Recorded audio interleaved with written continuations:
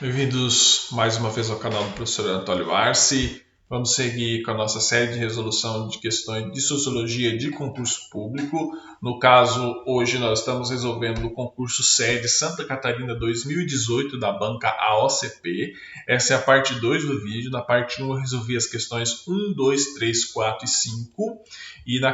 E hoje, no vídeo agora, na parte 2, eu vou resolver as questões 6, 7, 8, 9 e 10. E sem mais delongas, vamos resolver a questão 6. A questão 6 vai trazer o seguinte enunciado: sobre as relações raciais no Brasil, qual autor da sociologia brasileira trata a ideia de democracia racial como um mito?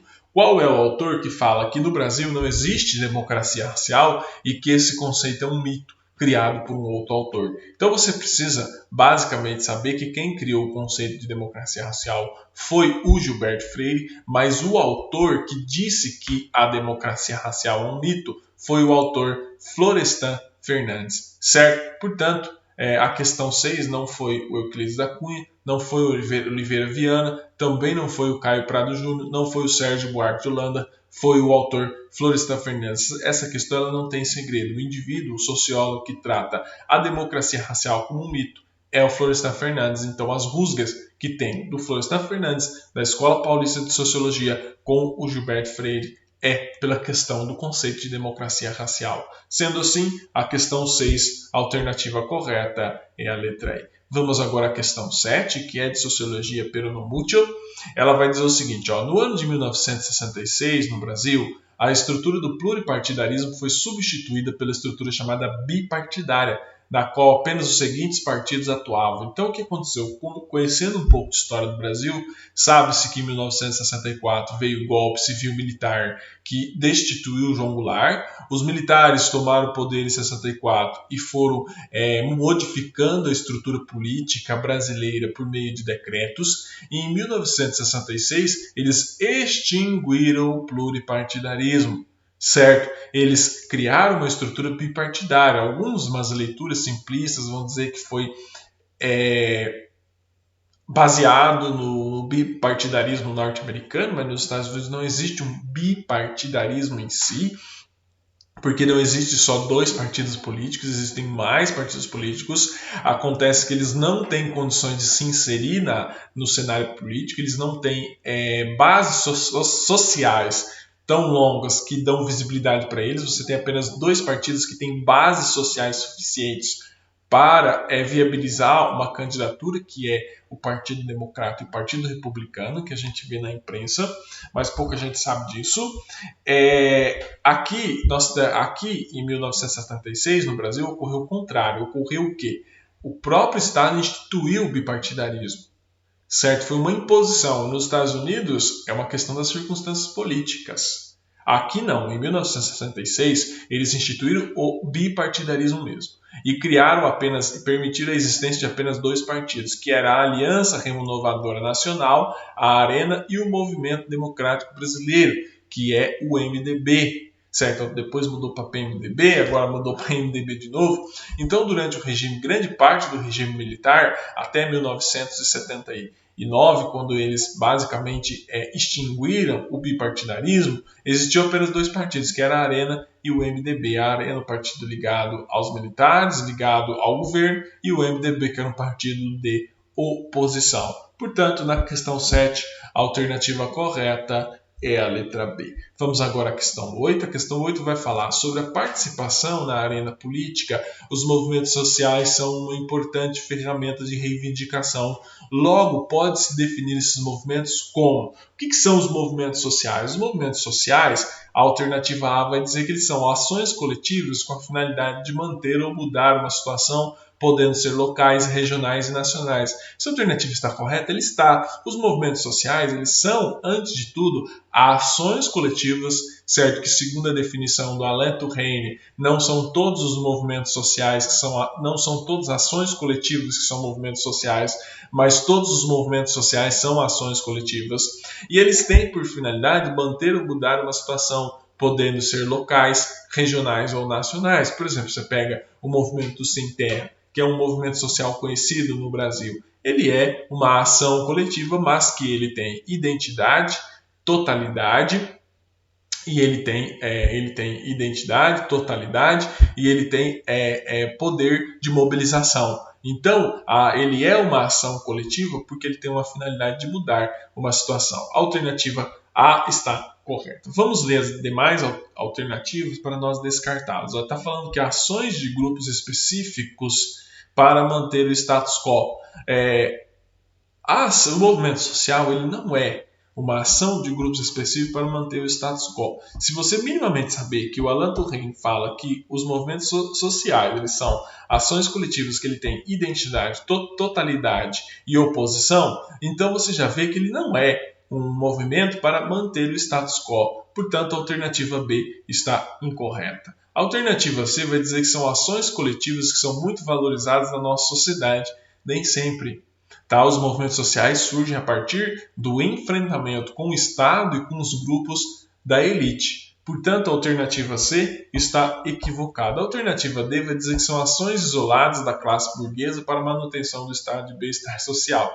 A classe burguesa, muitas vezes, ela não se mobiliza em movimentos sociais, certo? Porque ela tem outros meios. Ela tem acesso aos meios de comunicação, tem acesso aos deputados. As classes burguesas, a elite, vamos dizer hoje nos termos mais modernos, eles têm outras formas de reivindicação, eles não precisam se organizar em movimentos sociais para conseguir as coisas. E a alternativa E vai dizer que são ações coletivas que não dependem de condições específicas. Depende sim de condições específicas. Por que você vai criar um movimento social exigindo reforma agrária se a estrutura fundiária ela é bem distribuída? Então você precisa de condições materiais que viabilizem, certo, a existência de um movimento social. Portanto, na questão 8, a alternativa correta é a letra A. Vamos agora à questão 9. A questão 9 vai falar sobre um conceito importante na sociologia, que é o conceito de etnocentrismo. Certo? O etnocentrismo, o que é o etnocentrismo? Assinale a alternativa correta. São práticas que valorizam a cultura de grupos sociais subalternos? Vamos lá. Se o etnocentrismo ele é a ideia de que você considera o seu grupo social o centro de tudo, você não vai valorizar a cultura de grupos diferentes dos seus subalternos. Então, a postura etnocêntrica ela vai muitas vezes de grupos sociais privilegiados, que eles consideram a sua cultura o centro de tudo. Então, como que, se a sua cultura é o centro de tudo, você é etnocêntrico, você vai valorizar a cultura de grupos subalternos? Essa alternativa está equivocada. E a alternativa B vai dizer são práticas de grupos sociais que se consideram superiores e rejeitam e refutam a cultura de outros grupos. Essa alternativa está correta. Se você for ver o etnocentrismo, ele é a ideia de que o seu grupo social, a sua cultura, ela é superior, ela é o centro de tudo. Por isso que é centrismo, certo? Portanto, a alternativa B está correta. A alternativa C vai dizer são práticas que impedem a aniquilação e destruição de nativos nos processos de colonização. Equivocado. A prática do etnocentrismo ela fez justamente o contrário. Ela viabilizou a aniquilação e a destruição dos nativos. A visão etnocêntrica que o europeu tinha quando ele chegou aqui à América, permitiu que a aniquilação dos povos nativos. Muitos povos e grupos étnicos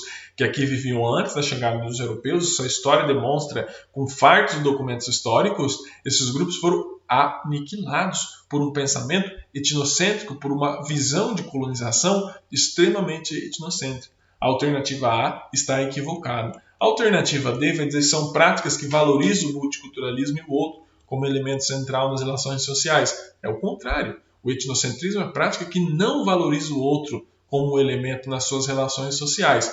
A D está equivocada. E aí vai dizer que são práticas que combatem a discriminação, o preconceito e a intolerância. É ao contrário disso. São práticas que viabilizam o preconceito e a intolerância. Portanto, na questão 9, a alternativa correta é a letra B. São práticas de grupos sociais que se consideram superiores a outros grupos. Certo? Portanto, na questão 9, a alternativa correta é a letra B. Vamos agora à questão 10. A questão 10 vai dizer o seguinte, a instituição social Estado é analisada para Karl Marx como? Vamos lá. Você tem que saber como que o Karl Marx analisava o Estado.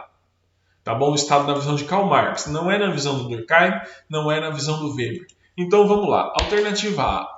Vai dizer que o Estado é uma instituição social necessária para o desenvolvimento da sociedade em uma perspectiva etapista. Está errado.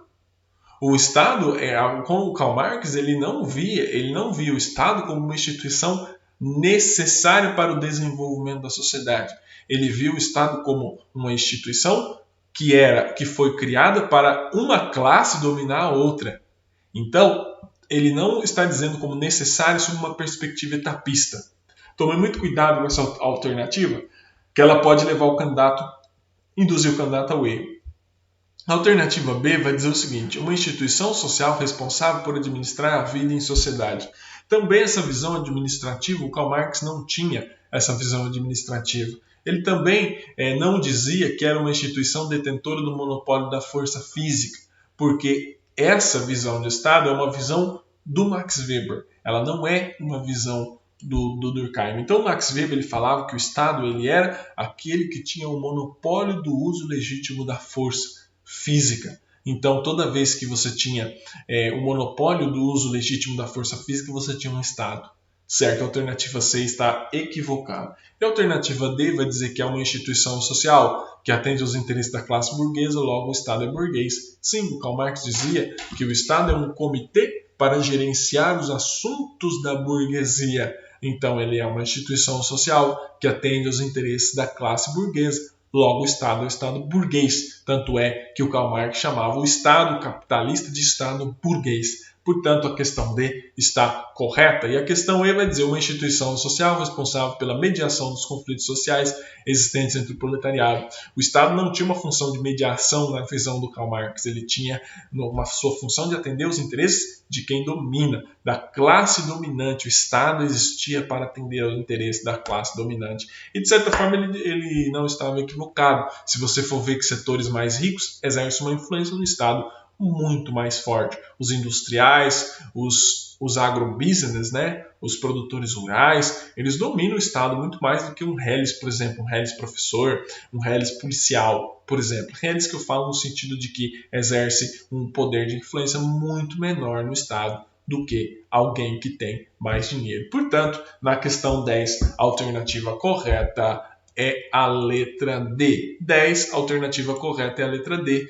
Para Marx, o Estado é uma instituição que atende aos interesses da classe burguesa, logo o Estado é burguês. Curta, compartilhe, se inscreva no nosso canal. Muito obrigado pela atenção de todos vocês. Seguimos aqui com os nossos estudos.